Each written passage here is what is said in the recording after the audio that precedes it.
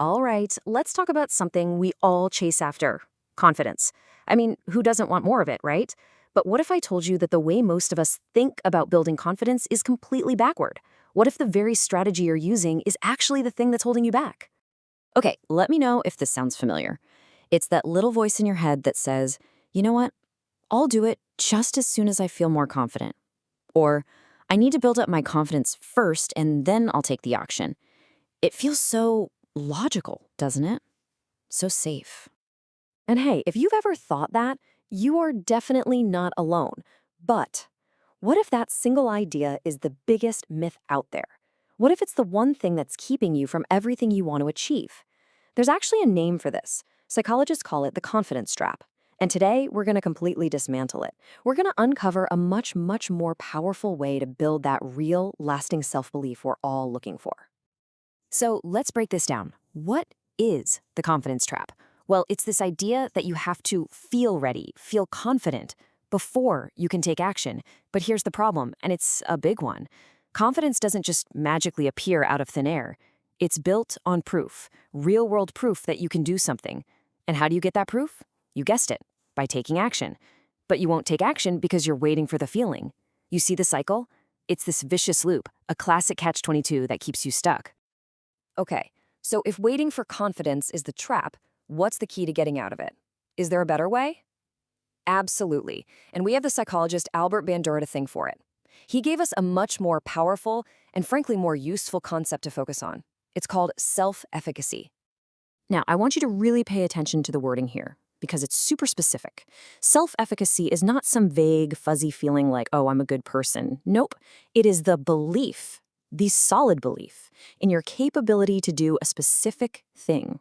It totally reframes the question. It shifts from, am I good enough in general, to, can I execute these particular actions to get this job done? You see, it's not about who you are, it's all about what you believe you can do.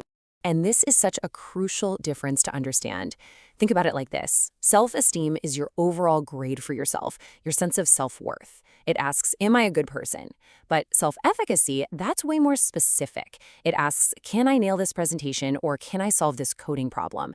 And that's why you can have a day where you're feeling kind of down about yourself in general, low self-esteem, but still walk into work with an unshakable belief that you're amazing at your job. That is high self-efficacy. And that is the thing we're going to learn how to build. And look, this isn't just some abstract psychological theory. This is a principle that we see play out again and again throughout history. So let's look at a couple of really powerful stories. Stories about people who didn't just sit around waiting to feel confident. They went out and built their belief by doing. Let's start with Abraham Lincoln. I mean, just look at this timeline. He runs for the U.S. Senate in 1854 and loses. He goes for the vice presidential nomination in 56 and loses. Tries for the Senate again in 58 and loses again. All of that happened before he finally won the presidency in 1860. Just think about that. His self-belief wasn't built on a foundation of easy wins. No way. It was forged in the fire of persistence, of getting back up after repeated failure. Every single attempt, whether it was a win or a loss, was an action that built his capability and his resolve. Or how about Helen Keller? I mean, talk about facing a challenge. An illness left her deaf and blind when she was just a toddler. Now, she could have waited to feel capable of navigating a world that wasn't built for her, but she didn't. She took action. She pushed herself, attending school after school, until she became the first deaf and blind person to ever earn a bachelor's degree. Her confidence, her world-changing impact, it was all a result of taking on these incredible challenges, not something she needed to have before she started. Okay, so we get it now, right? We know what self-efficacy is. We've seen just how powerful it can be in the real world.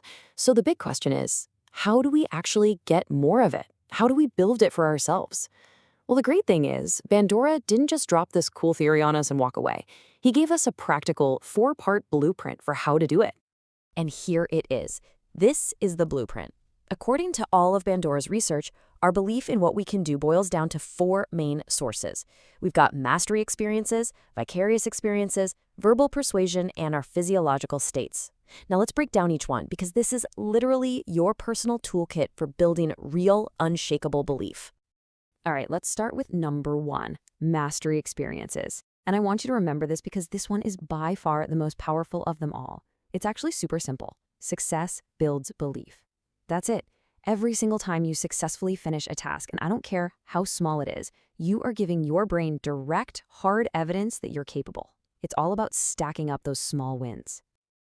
Okay, number 2 is something called vicarious experiences. A fancy term, but it basically just means watching others succeed. Think about it. When you see someone who's kind of like you, maybe they started from the same place, and you see them succeed at something, it plants this little seed in your mind, right?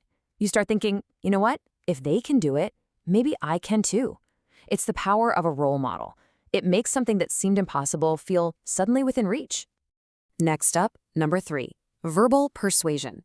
Now hold on, this isn't just about empty compliments or someone just cheerleading from the sidelines. This is about getting genuine, heartfelt encouragement from a source you find credible, a mentor you look up to, a coach who knows their stuff, a boss you really respect. When someone whose opinion you actually value looks you in the eye and says, "You've got this," man, that can give you the fuel you need to power through almost anything. And last but not least, number 4, physiological states. This one is all about how you read your own body's signals. You know that feeling? You're about to give a big presentation and you get those butterflies in your stomach? Your heart's racing a little? Well, you have a choice. You can label that feeling crippling anxiety, or you can choose to reframe it. You can tell yourself, this is excitement, this is energy, my body's getting ready to perform. It's the exact same physical sensation, but just changing that one little interpretation can have a massive impact on your confidence. Okay, so let's tie all of this together. Let's bring it all home. We started out with that really common myth, right? The idea that you need to feel confident before you can act. But everything we've looked at, the science from Bandura, the incredible stories from history, this 4-part framework, it all points to one single, powerful, and completely opposite conclusion. And here it is. This is the big takeaway, the new principle you should live by.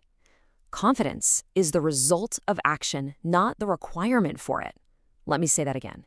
Confidence is the result of action. Think about the cycle. You take a small, maybe even uncomfortable action. That action gives you a mastery experience.